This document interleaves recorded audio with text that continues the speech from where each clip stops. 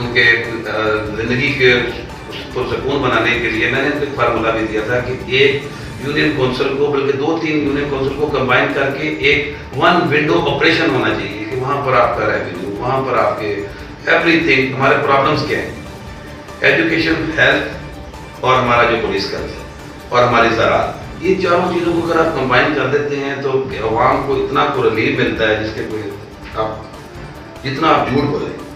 لیکن ان لوگوں نے اس کو توڑ کے اور مسئلے کو دوسرا کر کے اتنے اخراجات اور برداشت نہیں کرتے کیونکہ آپ کا 4 سال کا ٹائم تھا، 2 سال ان کو اور دیکھتے ہیں، ان کو اور اختیارات دیتے ہیں. میں دعوے سے کہہ سکتا ہوں کہ اگر وہ دیکھتے ہیں کہ عمران خان اور تحریک انصاف کی حکومت بہتر ہے تو لوگ پاگل نہیں ہیں کہ ان کی طرف شاید راغب ہوتے. لیکن جو انہوں نے طریقہ بنایا، جو چھوٹا موٹا لوگوں کو مل رہا تھا ریلیف، اس سے بھی گئے. اب یہ جو انہوں نے ٹائیگر فورس بنائی ہے، آپ یقین کریں کہ اس کے اندر ایسے ایسے لوگ شامل ہوں گے کہ جو کہ کرپٹ بھی ہوں گے اور جن کا آپ چیک کروا لیجیے گا ریکارڈ، ملزمان بھی ہوں گے، مختلف قسم کی ڈکیتیوں، مختلف قسم کے جرائم میں یہ لوگ شامل ہوں گے. اللہ معاف کرے، اس میں ٹھیک لوگ بھی ہوں گے.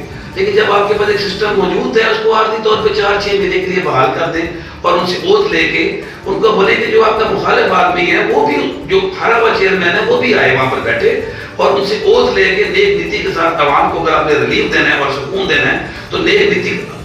میں بولوں کہ میرا ووٹر ہے، میں اس کو راشن اور پیسے نہ دوں تو میرے سے بہت گھٹیا آدمی کوئی دنیا میں ہو نہیں سکتا. تو ہر چیز کے بندے کو ایک نظر سے دیکھنا چاہیے. جو غریب ہے وہ غریب ہے، اس پاکستان کا شہری ہے.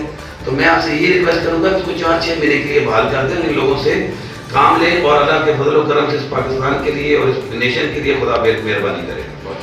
شکریہ جی. اردو گلوبل نیوز، اسکندر ملک، تحصیل وزیر آباد.